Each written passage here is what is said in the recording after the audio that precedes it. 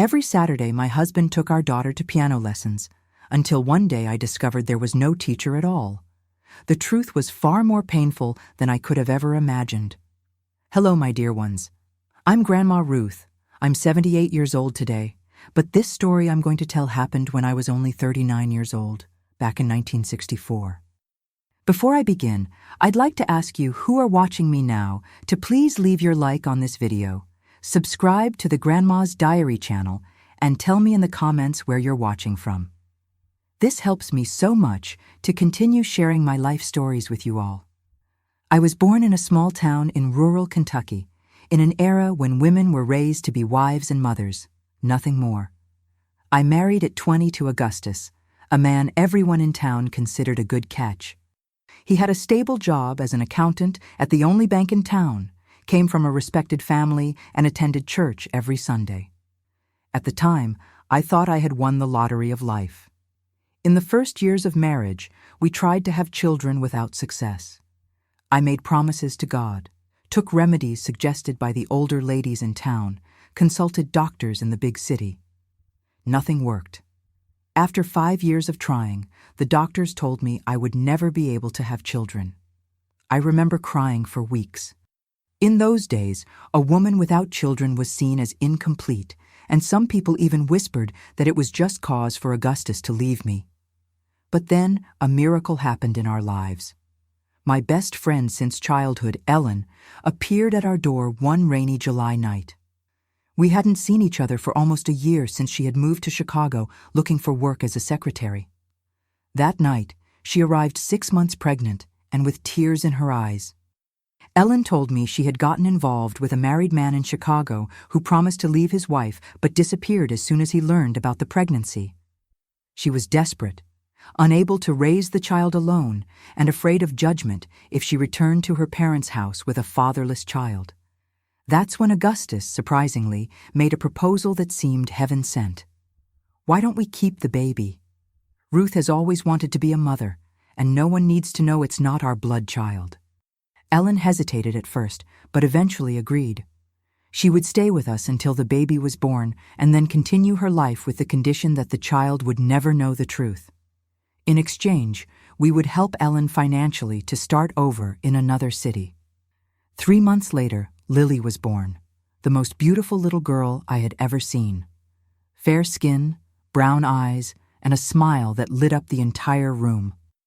From the first moment I held her in my arms, I knew she was my daughter in my heart, even if not from my womb. We came up with a story for the neighbors and family. I had hidden the pregnancy for fear of another disappointment, and Ellen had come to help with the birth. No one questioned it, maybe out of politeness, maybe because they wanted to believe. 2 weeks later, Ellen said goodbye with tears in her eyes, promising to visit occasionally, but maintaining enough distance not to raise suspicions. The first 7 years with Lily were the happiest of my life. She grew up healthy, smart, full of energy. Augustus was a loving father, although he spent a lot of time away from home because of work. I dedicated myself completely to the girl. I sewed her dresses, braided her hair, told stories before bedtime. Lily was everything I had always dreamed of. When she turned 7, Augustus decided it was time to give our daughter piano lessons. Every young lady from a good family needs to know how to play an instrument, he would say. I agreed immediately, thinking about how lovely it would be to hear music played by my own daughter during Sunday afternoons. That's when the strange Saturday ritual began. Augustus insisted on personally finding a teacher who, according to him, was very strict but the best in the region. Miss Theodora only accepts one student at a time and doesn't like interference, he explained. So every Saturday after lunch, Augustus would take Lily to these supposed lessons, and they would only return in the late afternoon. In the first weeks, I would ask Lily excitedly about what she was learning. The answers always came vague. Today, I learned the notes. Today, I played a tiny song. When I asked her to show me, Lily would look at her father as if asking for permission, and he would quickly intervene. She's still learning, Ruth. Don't pressure the girl.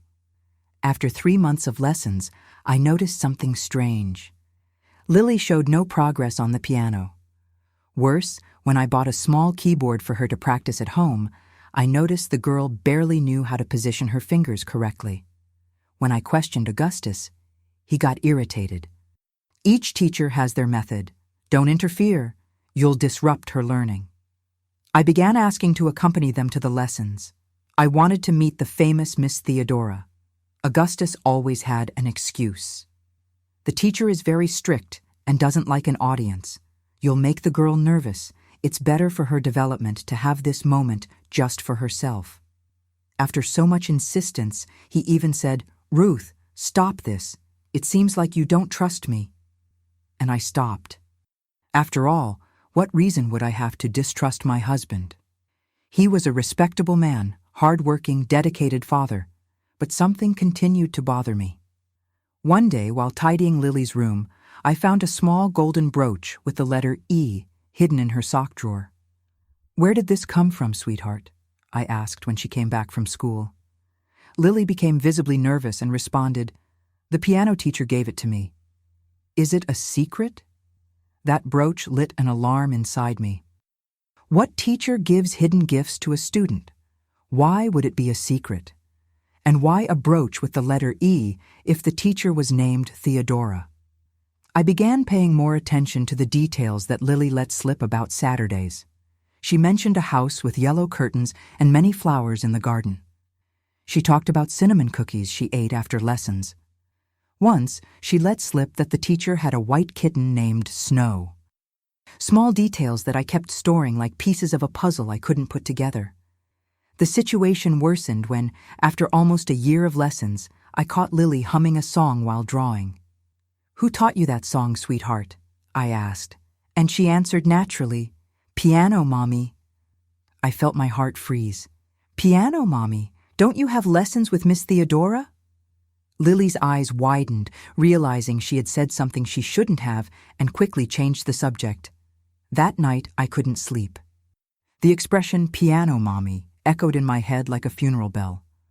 Augustus slept peacefully beside me, not imagining the storm forming inside me. The next morning, while Augustus was showering, I did something I had never done before. I went through his wallet. Among cards and bills, I found a small folded paper. It was a receipt from a jewelry store in the name of Ellen Cardwell, dated 3 months earlier. My friend Ellen, who supposedly had moved to Oregon right after giving Lily to us. The pieces began to fit together, forming an image I didn't want to see. And then, the following Saturday, I did what I should have done long ago. I told Augustus I was going to visit my sick cousin in the neighboring town and would only return at night. As soon as they left for the piano lesson, I put on my best dress, placed a scarf on my head to disguise myself, and followed them at a safe distance. Augustus and Lily took the bus to the other side of town. I got off at the same stop they did and followed them for about 10 minutes to a yellow house with a flower garden in front, exactly as Lily had described. I saw when they rang the doorbell and were received by a woman with long hair. My heart skipped a beat when I recognized Ellen, my best friend, supposedly moved far away years ago. I approached cautiously and hid behind a tree near the living room window. What I saw through the foggy windows destroyed the world I knew. Ellen was hugging Lily with the intimacy of a mother, while Augustus watched them smiling. The three seemed like a perfect family, as if I had never existed. That's when I saw Augustus approach Ellen and kiss her on the lips. Not like a friend, not like a former lover, but like a man who kisses the woman he loves every day. It was as if the ground disappeared under my feet. I couldn't breathe, my legs weakened. I had to lean against the tree to keep from falling. There was the truth I feared discovering. There was no piano teacher. There never was. Saturdays were when my husband took my daughter to visit her true biological mother, my supposed best friend, with whom he maintained a relationship behind my back. In that moment, the tears streaming down my face weren't just from sadness, but from a deep anger I had never felt before. Years of lies, betrayals, and manipulations paraded through my mind like scenes from a terrible movie. How could I have been so blind? How did I not notice the signs? I could have left, gone home, and pretended I knew nothing until I decided what to do. It would have been the most prudent thing, but something inside me, maybe the last remnant of my dignity, drove me to do what I did next. I opened the gate of that yellow house without knocking. My steps were firm, although my heart was shattered. When I turned the front door handle and entered the living room, 3 pairs of eyes turned to me in absolute shock. Lily smiled for an instant, confused, before realizing something was wrong. Augustus dropped the cup he was holding, staining the light carpet with coffee. Ellen put her hands to her mouth, her face pale as wax. "Mommy, what are you doing here?" Lily ran to hug me, innocent of all the storm that was about to break. I hugged my daughter tightly, as if I could protect her from what was to come. "Ruth, we can explain," Augustus began, his voice trembling. I had never seen my husband, always so sure of himself, look so small. "Explain what, Augustus?" My voice came out firmer than I expected. "The piano lessons? Or are you going to tell me that Ellen is the famous Miss Theodora? What a coincidence finding her here after so many years supposedly living in Oregon." Ellen couldn't look me in the eye. Her hands trembled as she brushed a strand of hair from her face, the same nervous gesture I had known since our childhood. "Lily, darling," she finally said, "go to the back room for a little while. The adults need to talk." "But piano, Mommy. I want to stay with Mommy Ruth," protested Lily, clinging to my skirt. Those words, "piano, Mommy," echoed through the room like a confession. "Go, my love," I said softly to Lily, kissing the top of her head. "We'll talk soon, I promise." I watched my daughter leave the room reluctantly, looking back several times, as if sensing that nothing would be the same after that afternoon. When I heard the bedroom door close, I turned to the 2 of them. "I'm waiting. How long has this been going on? From the beginning? Was it all planned?" Augustus tried to approach, but I raised my hand, stopping him. "Don't you dare touch me." "Ruth, please calm down."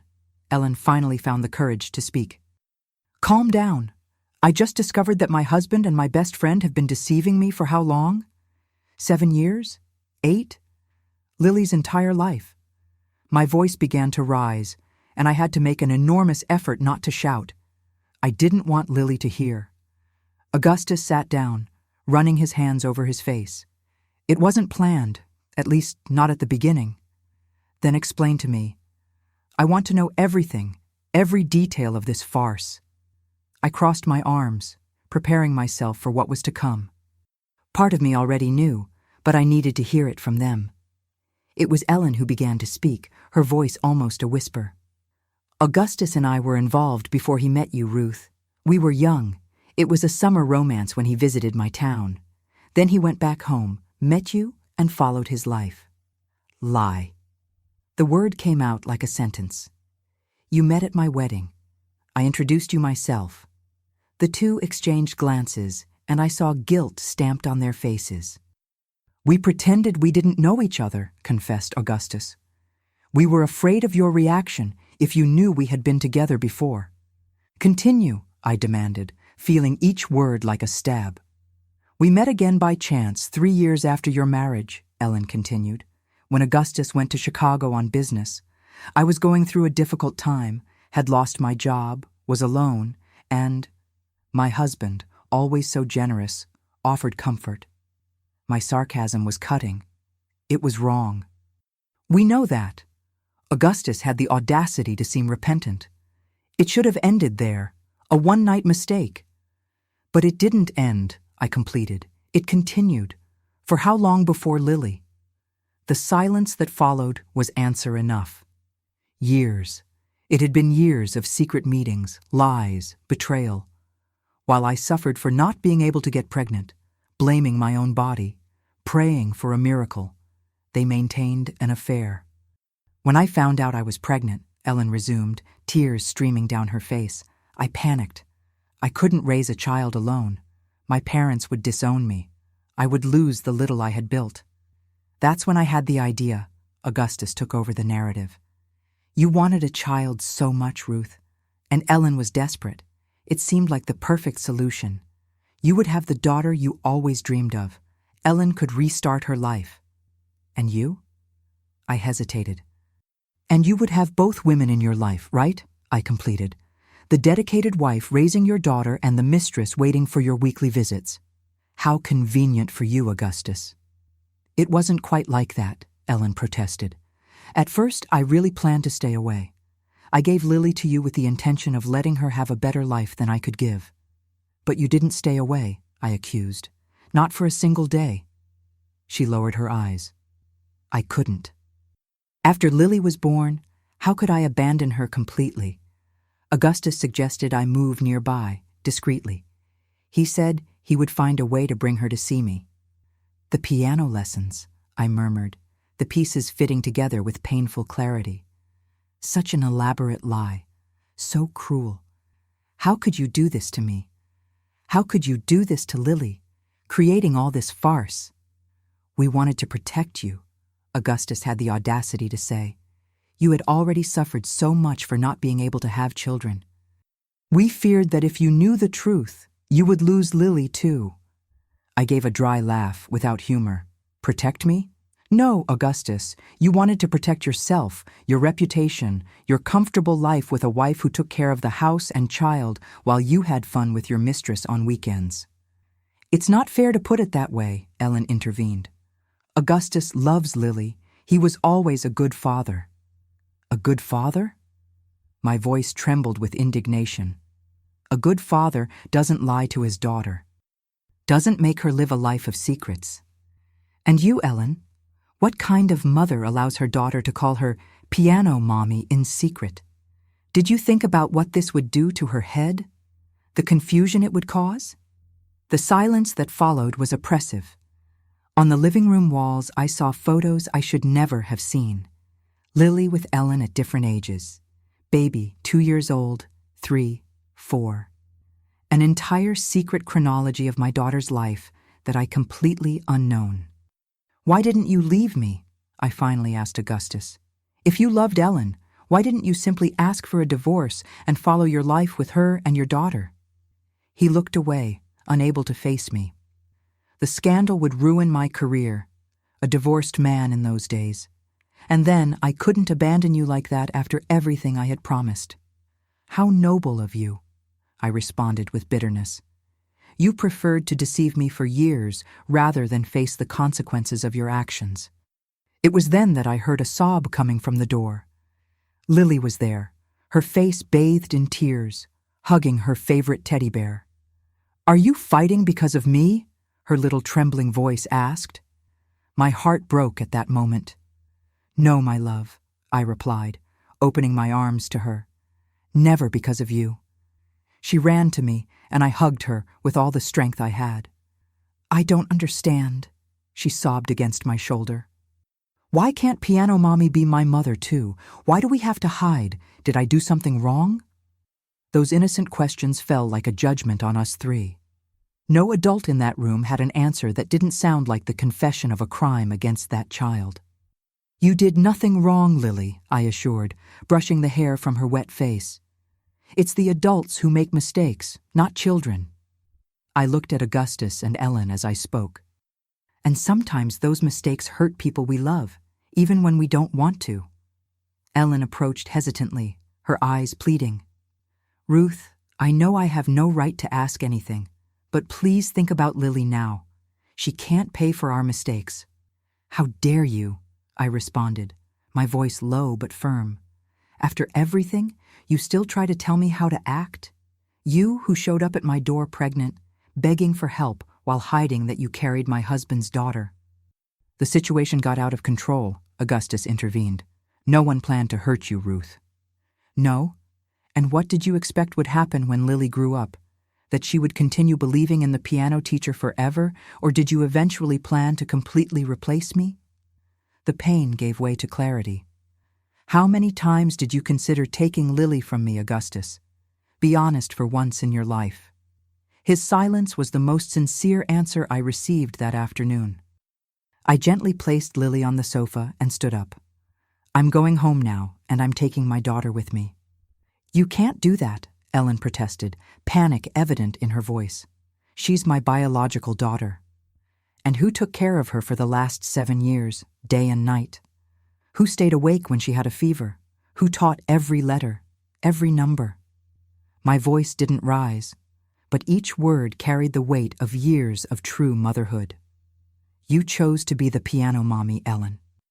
A Saturday visit, without responsibilities, just the fun part. I am her mother every day.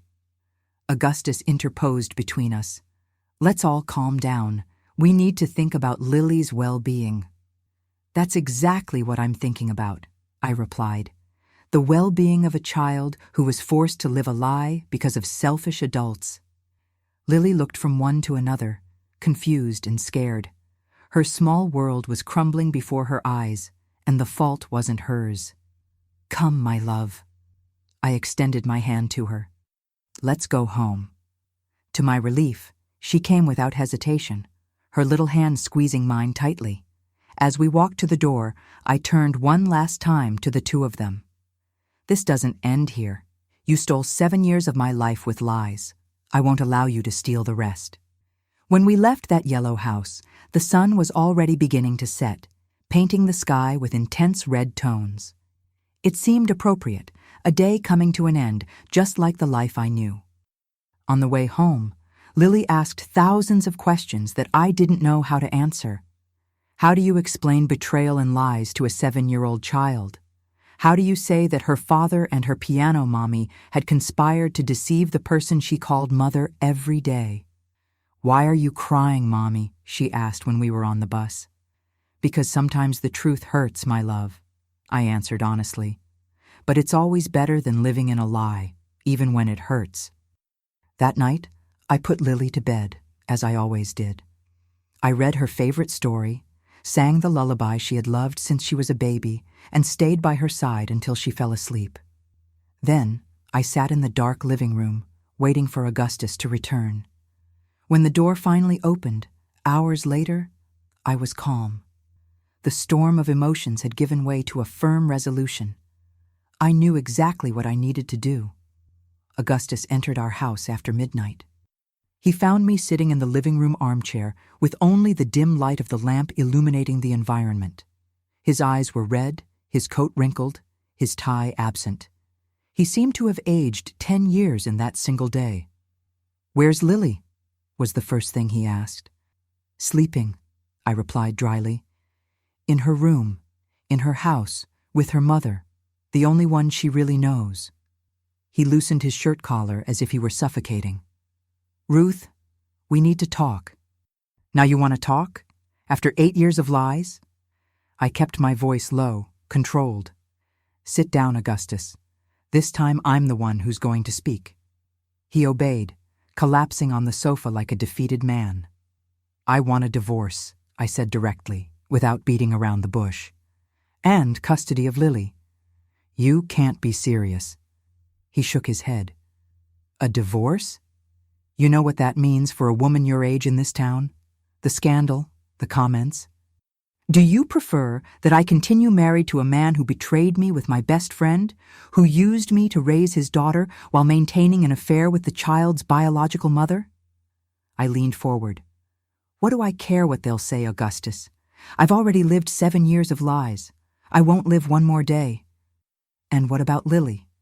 "She's my daughter," he argued, his voice rising slightly. "Lower your voice," I warned.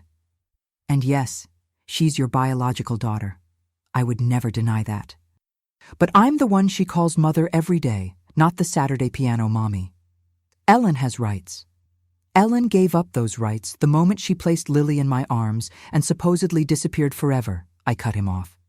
"She chose to be a visitor in her own daughter's life. I chose to be a mother every day, in every moment." Augustus stood up, running his hands through his graying hair. "It won't be that simple, Ruth. Legally, Ellen is the biological mother. I'm the father. On paper, Lily is our daughter, not yours." I felt a chill down my spine. It was true.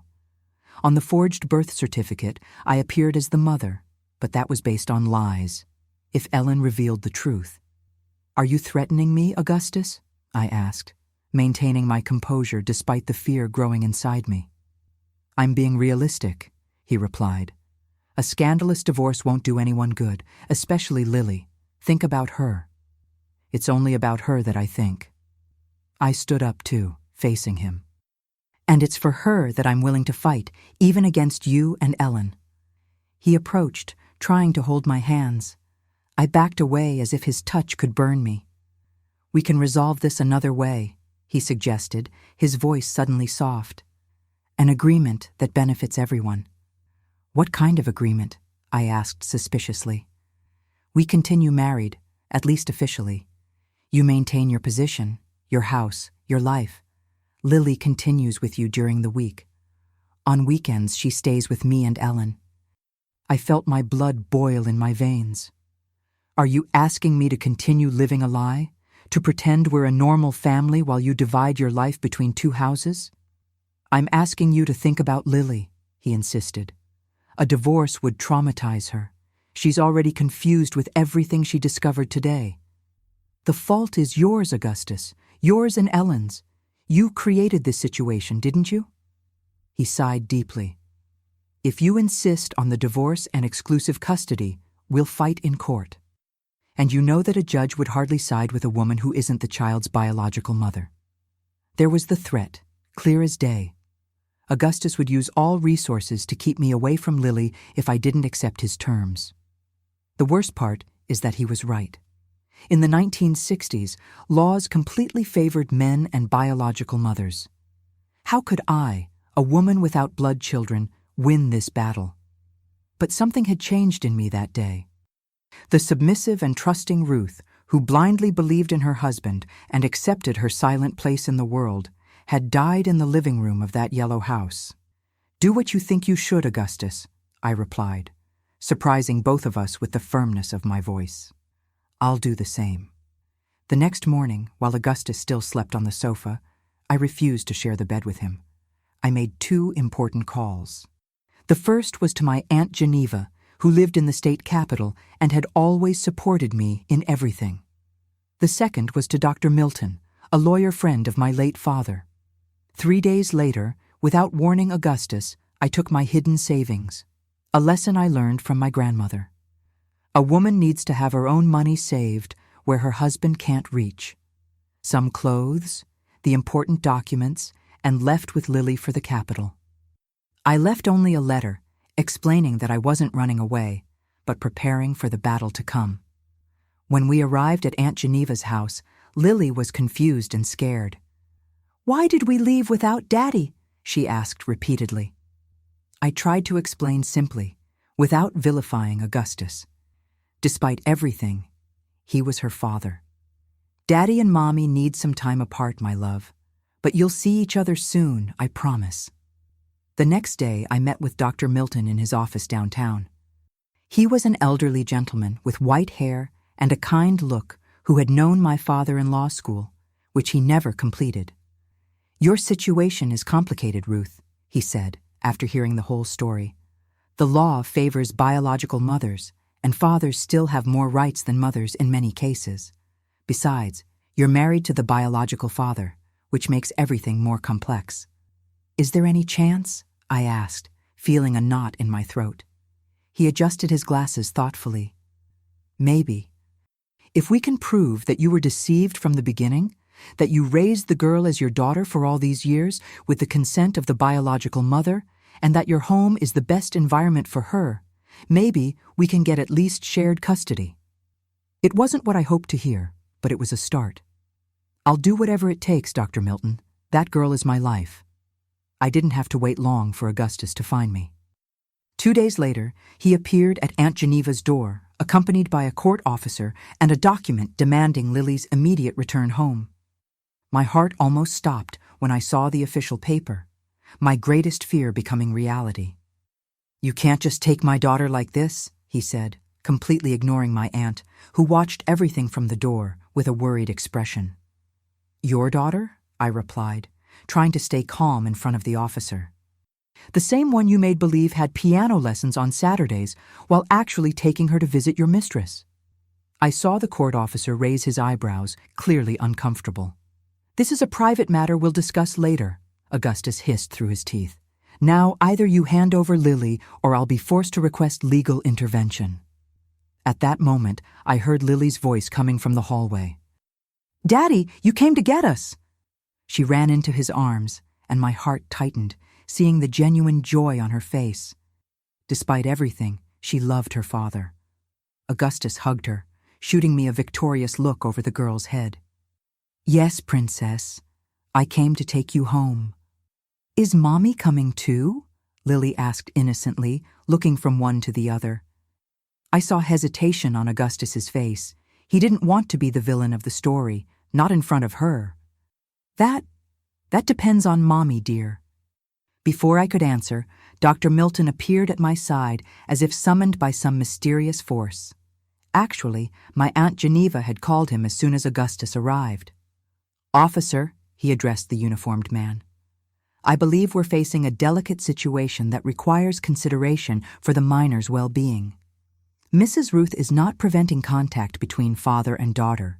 She's merely requesting a few days to organize an appropriate transition after complicated family circumstances." The officer seemed relieved to have a rational intermediary. "If both parties agree to a temporary arrangement until the situation is formalized judicially." "Absolutely not," Augustus cut off. "Which can be contested immediately," Dr. Milton completed, his voice calm but firm. "Considering the allegations my client can present about the circumstances that led to this situation, perhaps it would be in the gentleman's interest to consider a less confrontational approach." I saw doubt pass across Augustus's face. He hadn't expected to encounter legal resistance so quickly. For the following 2 weeks, we lived in a painful limbo. On Dr. Milton's guidance, I returned to our town with Lily, but not to our house. I stayed with my cousin Lenora while Augustus remained in our residence. We established a temporary agreement. Lily stayed with me during the week and with Augustus on weekends, with the express condition that Ellen would not be present during those meetings. A demand I made sure to include, and which, surprisingly, Augustus accepted. Meanwhile, the legal battle began behind the scenes. Dr. Milton gathered evidence of my role as a mother over the years. Photographs, school report cards signed by me, testimonials from neighbors and teachers. Augustus, in turn, hired one of the most expensive lawyers in the region. It was during this period that I received an unexpected visit. I was alone at home. Lily had gone out with my cousin to buy school supplies, when someone knocked on the door. I opened it and found myself face to face with Ellen, pale and visibly nervous. My first impulse was to close the door in her face, but something stopped me. Maybe curiosity, maybe the need to face head-on the woman who had helped destroy my life. "May I come in?" she asked in a low voice. "Please, Ruth, we need to talk." Reluctantly, I let her pass. She entered hesitantly, as if stepping on enemy territory. And indeed she was. "Be brief," I said, indicating the simplest chair in the living room. "I didn't offer coffee." "I came to ask, not beg, that you reconsider this lawsuit," she began, wringing her hands in her lap. "For Lily's sake." "Lily's well-being is exactly what moves me," I replied coldly. "She needs her father and mother," Ellen insisted. "I completely agree. And I am her mother." Ellen took a deep breath as if seeking courage. "I know nothing justifies what we did. It was wrong, cruel even. But Lily is my daughter too, Ruth. I carried her for 9 months, felt her grow inside me. And then you handed her over for another to raise," I completed, "while you were content being the Saturday piano mommy, the fun part, without responsibilities." "It wasn't like that," she protested, tears welling up in her eyes. "It was the only way I found to remain in her life without destroying yours." "How touching of you," I responded with irony. "And during all these years, while I trusted you as a friend, while I considered you practically a sister, you were sleeping with my husband and planning how to deceive me." She lowered her head, unable to deny. "I love Augustus," she murmured. "I always loved him, since before you met him. And because of that, you had the right to do what you did? Does love justify betrayal, lies?" No, she answered simply. Nothing justifies it. I'm just trying to explain, not defend. We remained silent for a few moments. Through the window, you could see the sky heavy with dark clouds, announcing a storm, a perfect reflection of what was happening inside that room. What do you want from me, Ellen? I finally asked. For me to give up custody, to allow you and Augustus to form the perfect family with Lily while I watch from afar? I want to propose an agreement, she replied, wiping away tears. Without courts, without scandals that might hurt Lily even more. What kind of agreement? Shared custody. You continue being Lily's main mother, with whom she lives most of the time. On weekends, she stays with Augustus and me. I could see her only occasionally, always with your consent. I observed her carefully, looking for the deception behind the proposal. Why would you do this? Why would you give up your biological daughter like this? Ellen hesitated, biting her lower lip. Because I know I don't deserve to be her mother, not like you. And because, she hesitated again, Augustus and I are separating. That caught me completely by surprise. What do you mean? After you discovered everything, something changed between us. The lies, the weight of what we did. Augustus can't look at me without thinking about what he did to you. And I can't look at him without remembering how I betrayed my best friend. She sobbed softly. Our relationship was built on lies, Ruth. There's no way to sustain that. I didn't know what to say. Part of me felt bitter satisfaction seeing that great love crumble under the weight of its own lies. Another part, one that surprised me, felt a touch of pity for that woman I once called friend. I don't expect your forgiveness, Ellen continued. I know that's asking too much. I just want Lily to suffer as little as possible from the mistakes we adults made. Before I could respond, I heard the front door open. Lily ran in carrying a new notebook. When she saw Ellen, she stopped suddenly, her eyes wide with surprise. Piano, Mommy? She asked, confused, looking from her to me. Time seemed to freeze at that moment. I saw my daughter's face, because she was my daughter, no matter what blood ties said, searching for answers that no adult in that room was really prepared to give. Lily's gaze, divided between Ellen and me, contained more questions than any 7-year-old should need to ask. My cousin Lenora, who entered right behind her, immediately caught the tension in the environment and, with a whispered excuse, took Lily to the room with the promise of helping her organize her new school supplies. When we were alone again, Ellen seemed even more dejected. She's confused, she murmured. That's exactly what I want to avoid. I sat down, suddenly tired. The last few days had drained my strength in a way I never imagined possible. What exactly are you proposing, Ellen? I want to sign a document giving up legal motherhood, she said, the words coming with difficulty. Recognizing you as Lily's true mother. I couldn't hide my surprise. Why? Because it's the truth, she replied simply. You are her mother in every sense that really matters. I studied her face, looking for signs of falsehood, some hidden trap, but all I saw was defeat and perhaps a late glimpse of decency. And Augustus? She looked away. He doesn't know I'm here. He'll probably be furious when he finds out, but I'm tired of lies and games, Ruth. 7 years were enough. In the days that followed, we worked with lawyers to formalize an agreement. It was surprisingly easier than I expected, mainly because Ellen kept her word and signed a declaration recognizing that she had given her biological daughter to my permanent care since birth. Augustus, as predicted, was furious, not with the shared custody part. He knew it was the best possible arrangement considering the circumstances, but with Ellen's withdrawal. Apparently, he had imagined that after the initial scandal, they could finally live openly as a family. Her decision to withdraw completely caught him by surprise. She's leaving town, he informed me one afternoon when he came to pick up Lily for the weekend. She got a job in Chicago. She said she needs a fresh start. I didn't respond. Part of me felt bitter satisfaction. Another part perfectly understood the need to start over from scratch. Wasn't that exactly what I was doing too? The judge finalized our divorce in record time for the era, 6 months. The fact that Augustus didn't contest and that we had a pre-established agreement about Lily's custody helped a lot. In the official documents, I maintained my status as Lily's legal adoptive mother with full parental rights, while Augustus remained as the biological father with regular visitation rights. Before the divorce was finalized, I faced another challenge: finding a means of support. In the 1960s, a divorced woman with a daughter to raise didn't have many options. Fortunately, I had always had skill with sewing and embroidery, talents my grandmother made sure I developed since childhood. "A woman needs to know how to earn her own money," she would say, against all the conventions of the time, even if she never needs to use that knowledge. With my savings, I bought a used industrial sewing machine and set up a small atelier in the back room of the house I rented.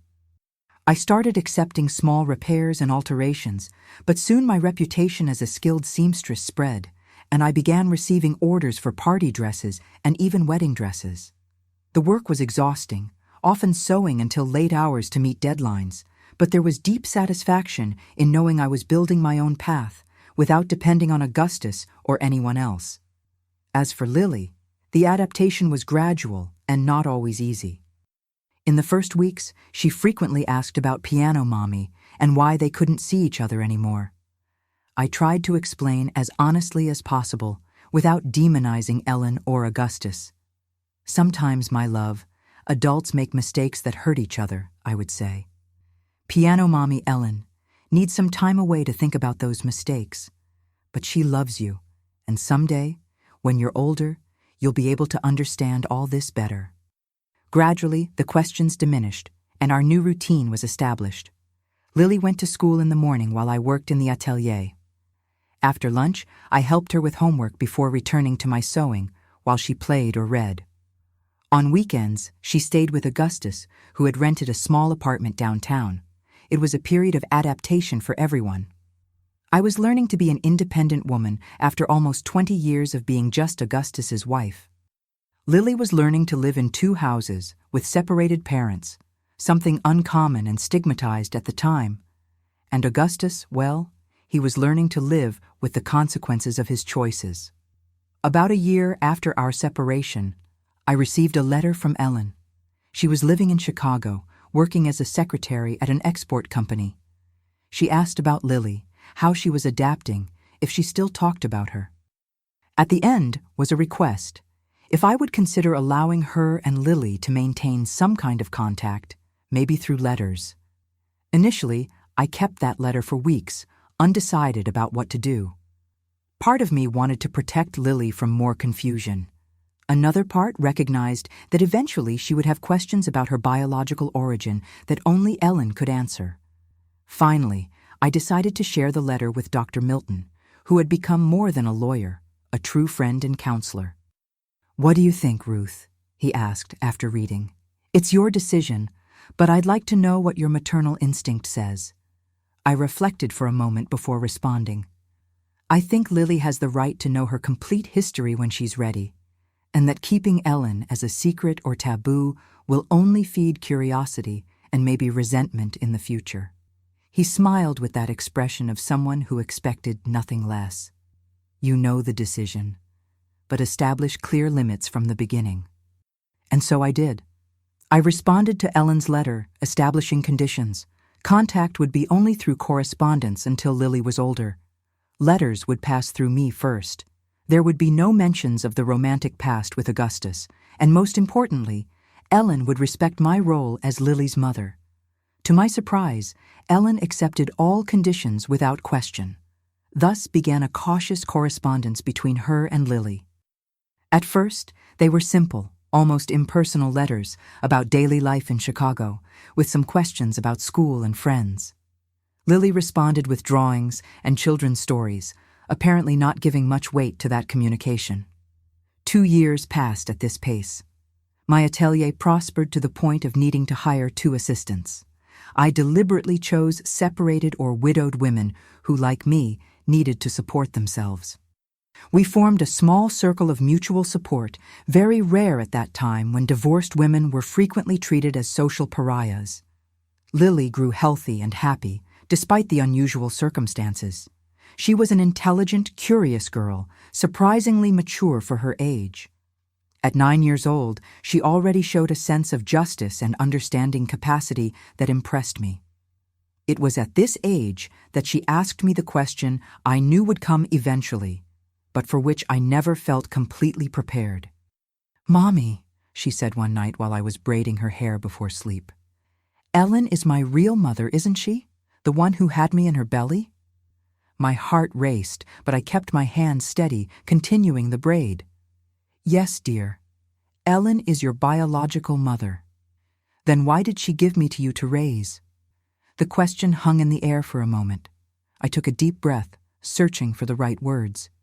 "Because sometimes, my love, people aren't ready to be mothers when babies arrive. Ellen was very young, was alone, and believed you would have a better life with me and your father."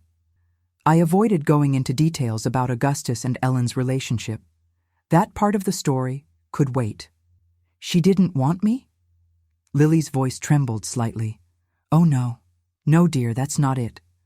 I finished the braid and turned her to face me. "She wanted you so much that she chose what she believed was best for you, even if it meant staying away. It was an act of love, even if difficult to understand." Lily absorbed that in silence, her little face serious in concentration. "So I have two mothers. You and her in a way?" "Yes." I adjusted a loose strand of her hair. "Ellen brought you into the world, and I had the honor of raising and loving you every day since then. And you don't get mad that I write to her?" I smiled, touched by her concern. "No, my love. I would never be mad at you for wanting to know your story. That's part of who you are." She hugged me then, tight, as if wanting to assure me that that conversation didn't change anything between us. And it really didn't. Over time, the relationship between Lily and Ellen evolved naturally. When Lily turned 12, I agreed they could meet in person during school holidays. Ellen came to our town, and they spent an afternoon together in the park while I waited nervously at home. When Lily returned, her eyes shone with excitement. "She has the same dimple as me when she smiles, Mommy, and likes the same books." I swallowed the knot in my throat and smiled. There was a part of me that feared that meeting would change everything, that Lily would somehow feel more connected to her biological mother. But that fear proved unfounded. Our bond was too strong to be shaken. As for Augustus, our relationship evolved to a distant cordiality. He never married again, dedicating himself to work, and to be fair, being a present father in the allowed moments.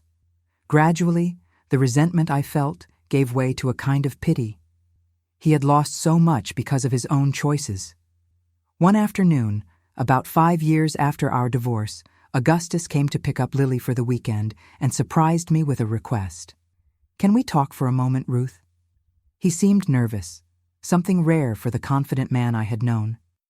I agreed, inviting him in while Lily finished packing her small suitcase. "I want to apologize," he said, the words coming with difficulty. "For everything. For what I did to you, for the lies, for wasting so many years of our life with deceptions." I remained silent, observing the man I had once loved so much, now prematurely aged, with deep wrinkles that didn't exist 5 years before. "I don't expect your forgiveness," he continued in the face of my silence. "I just wanted you to know that I recognize how much I was wrong and how much I admire the strong woman you became after everything." I could have responded with bitterness, reminding him of all the suffering he caused, but I realized that wouldn't bring peace to my heart. "Thank you for saying that, Augustus," I replied simply. "I hope you learned something from all this." He nodded, and I saw in his eyes that my restrained response had surprised him. Maybe he expected recriminations, maybe even a glimpse of possibility for reconciliation. But I had moved on, built a life without him, and that was perhaps the greatest proof that his actions had forever destroyed what we had. That night, after Lily and Augustus left, I sat on the porch with a cup of tea, watching the starry sky. I thought about all the twists my life had taken. The marriage I believed was perfect, the devastating betrayal, the battle for my daughter, and finally, the peace I found in independence.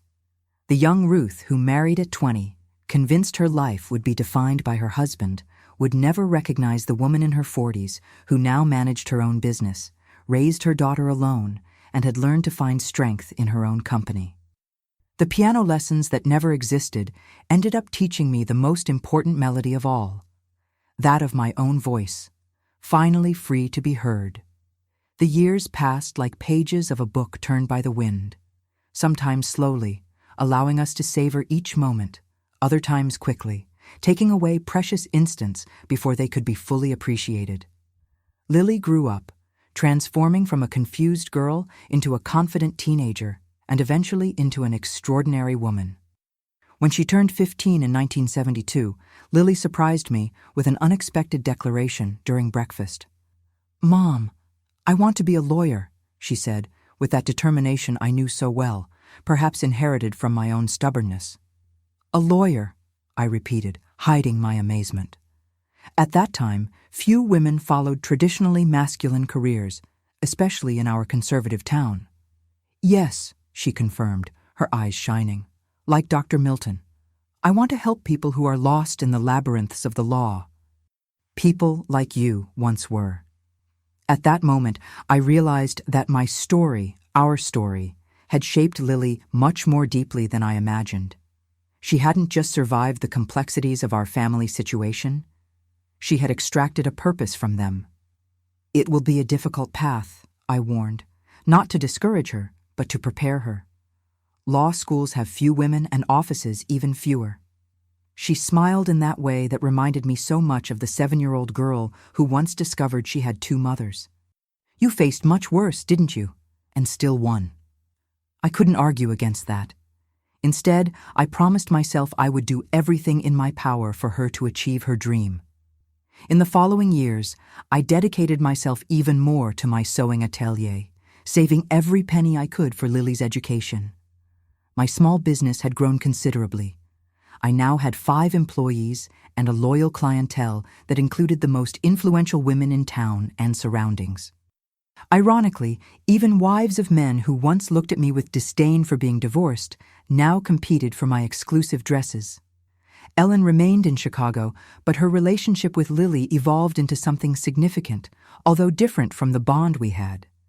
They saw each other 2 or 3 times a year, exchanged letters regularly, and developed their own friendship. Not exactly a traditional mother-daughter relationship, but a genuine connection based on mutual respect and curiosity about their similarities.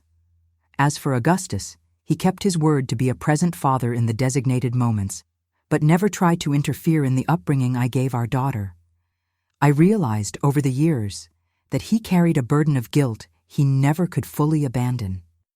In 1975, when Lily was 18, he suffered the first of a series of heart problems that would eventually limit his life.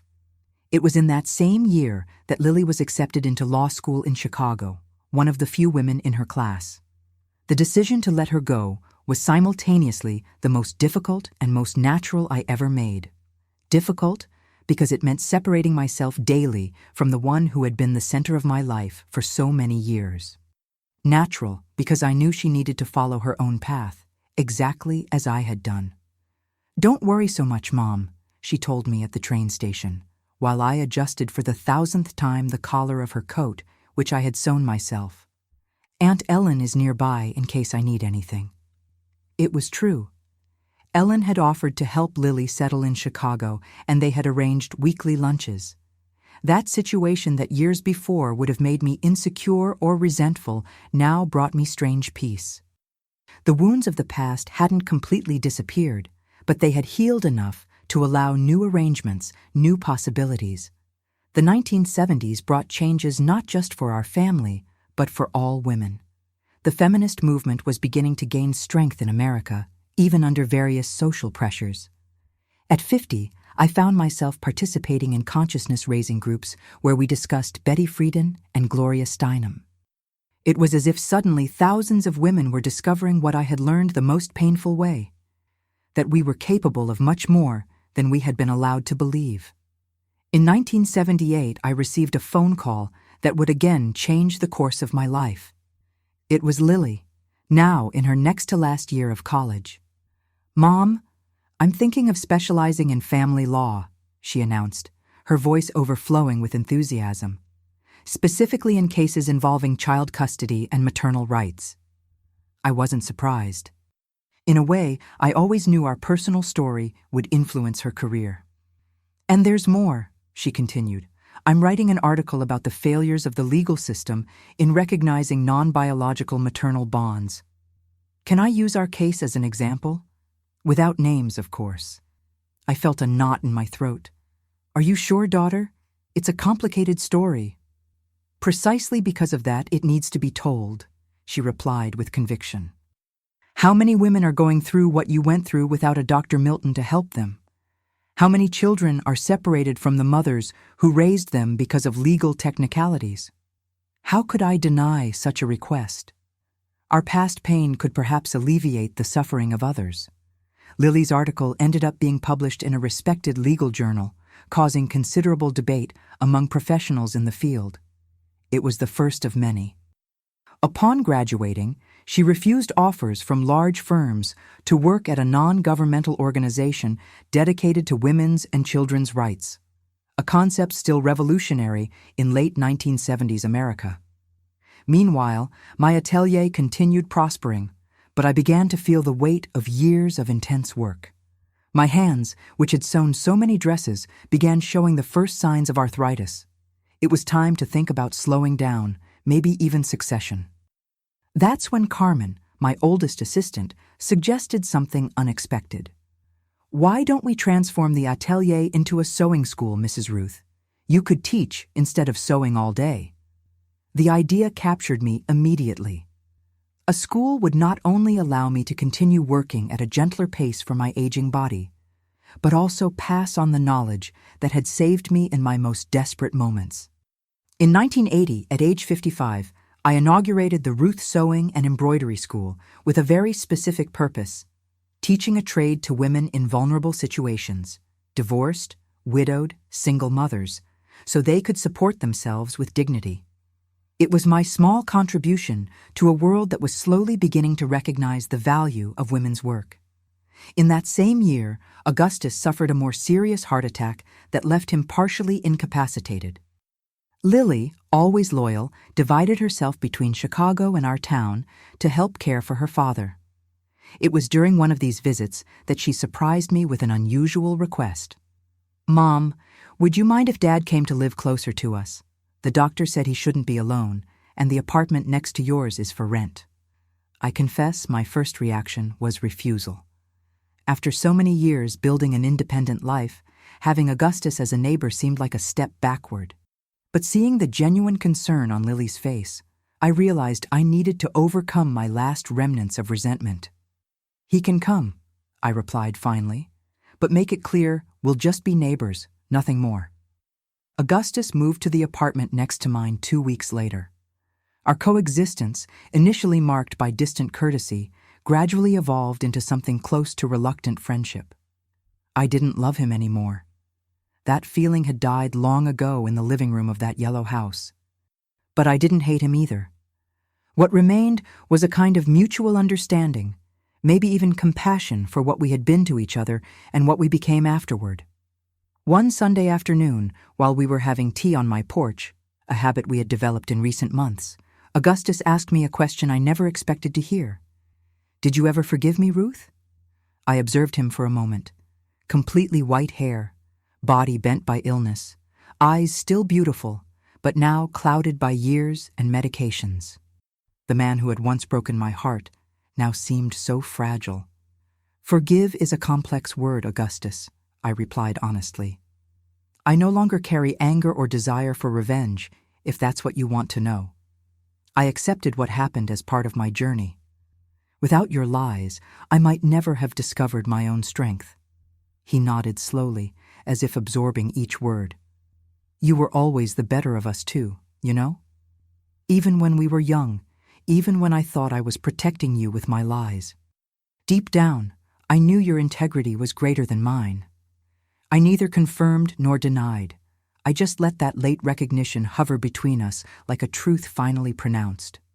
Augustus passed away in 1982, in his sleep, without pain or prolonged suffering. Lily and I were by his side in his final days, as was, surprisingly, Ellen, who came from Chicago when she learned of the severity of his condition.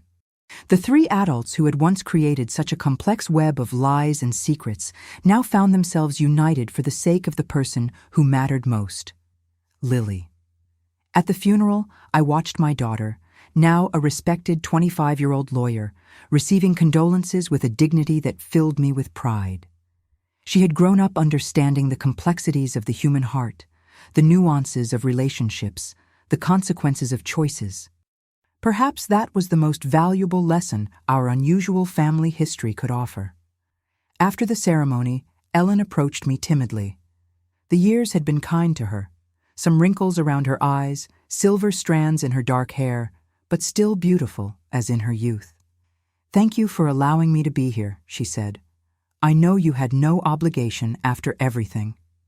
"I didn't do it for you or Augustus," I replied honestly. "I did it for Lily. She deserved to have everyone she loves together, even in a sad moment like this." Ellen nodded understandingly. "You were the best mother she could have had, Ruth. Much better than I ever would have been."